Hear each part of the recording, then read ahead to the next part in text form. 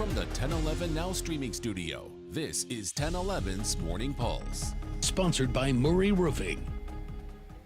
Good morning, this is Craig Allison with your Morning Pulse for Monday, February 24th.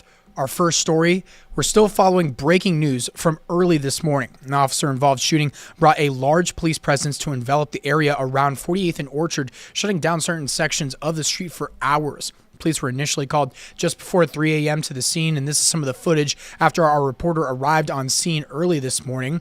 Now, last check, police still had the area enveloped just before 7 a.m., so still assume that you would want to avoid the area while police are conducting their investigation. And while LPD says no one was injured from the shooting, we'll continue to keep you updated as we learn more about this developing story.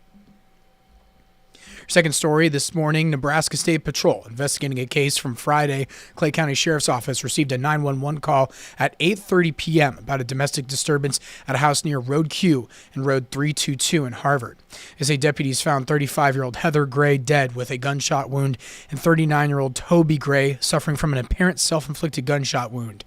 3 children were also inside the home but are uninjured. Toby Gray remains in critical condition. Your third story, in Wayne County, 2 people are dead after a work-related fall south of Windside on Saturday. According to the Wayne County Sheriff's Office, a wind turbine maintenance crew experienced an equipment failure with 2 men falling from a turbine.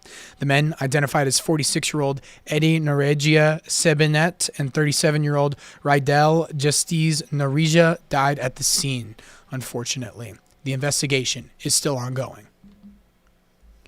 Your fourth story, the funeral for Trooper Kyle McAcy, who was killed in the line of duty, is set for Thursday in Omaha. It will take place at 11 at the Liberty First Credit Union Arena in Ralston, and the public is welcome to attend. There will be a law enforcement procession prior to the funeral service, and people are encouraged to line the route, which we'll share specifics of in the coming days.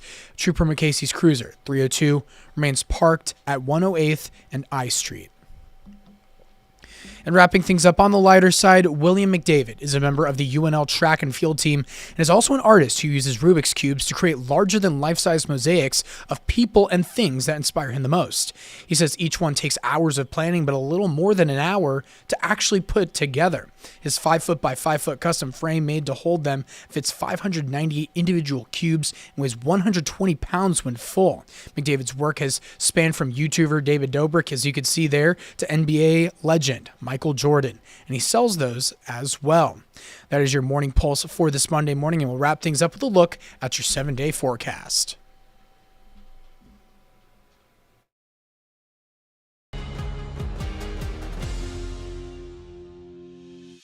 You've been listening to 1011's Morning Pulse. Watch, listen, stream on the 1011 Now app, on YouTube, or wherever you get your podcasts. Sponsored by Murray Roofing.